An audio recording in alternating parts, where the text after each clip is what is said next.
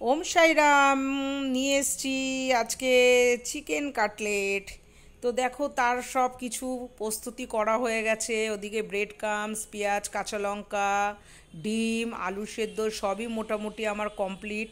প্রথমেই আমি দিয়ে দেবো বন্ধুরা পেঁয়াজ কুচি আর কাঁচা লঙ্কা কুচি, আর কুচি বলো কিমা বলো যেইটা ইচ্ছা।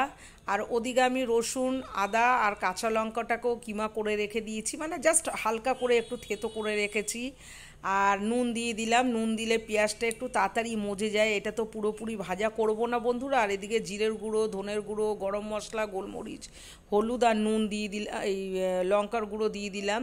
দিয়ে ভালো করে কষাবো বন্ধুরা। কষানোর পরে এবার দিয়ে দেবো রসুনের ওই থেতোটা, এই যে যেটা, আর হচ্ছে ওইদিকে হচ্ছে আদা আর কাঁচা লঙ্কা।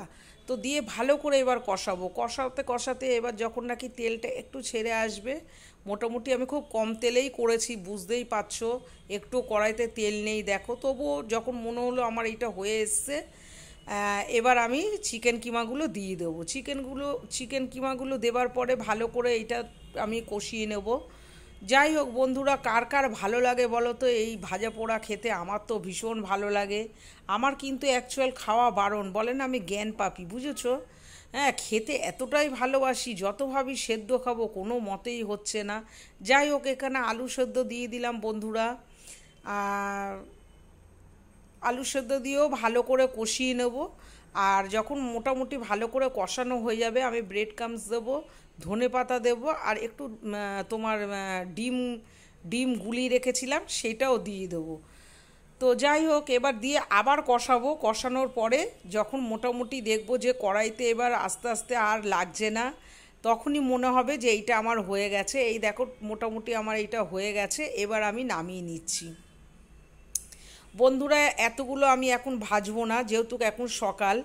আমি জাস্ট করে রেখে দিয়েছি। আর এদিকে দেখো ব্রেড ক্রাম্বসের মধ্যে গোলমরিচ, লঙ্কার গুঁড়ো আর একটু নুন দিয়ে দিয়েছিলাম। আর এদিকে কড়াইতে মোটামুটি আমি তেল গরম করে একটা ছেড়েও দিয়েছি। আর দেখো তোমরা বুঝতে পারছো, অ্যাকচুয়াল এগুলো খুব ডুবো তেলে ভাজলে খুব খেতে ভালো হয়।